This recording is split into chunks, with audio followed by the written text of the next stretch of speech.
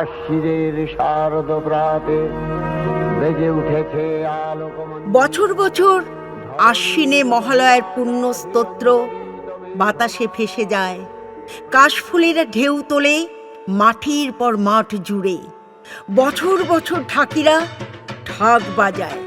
আলোয় আলোয় ভরে ওঠে গ্রাম শহর মফস্বল। নতুন আনন্দে হাসিতে গানে মেতে ওঠে দেশ। মা আসেন দশভুজা দুর্গতি নাশিনী, ত্রিশূলে বিদ্ধ করেন মহিষাসুরকে।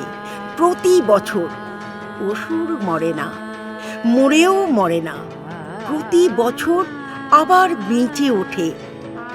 আবার মা জগজ্জননীকে ত্রিশূল হাতে ভীষণ প্রচণ্ডা রূপেই জাগ্রত হতে হয়। আবার মহিষাসুরের বুকে গেঁথে যায় ত্রিশূল।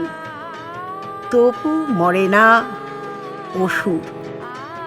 আসলে বছরে 4 দিন আমরা মা দুর্গাকে ডাকি, বাকি 361 দিন অসুরদের সঙ্গেই থাকি। তাদের সামনে মাথা নিচু করি, তাদের আস্ফালনকে ভয় পাই, তাদের ধ্বংস ও সন্ত্রাসকে সমীহ করি। তাদের ভয়ে আমরা কুঁকড়ে থাকি। বছর বছর তাই অসুররা মরেও মরে না, ফের বেঁচে ওঠে।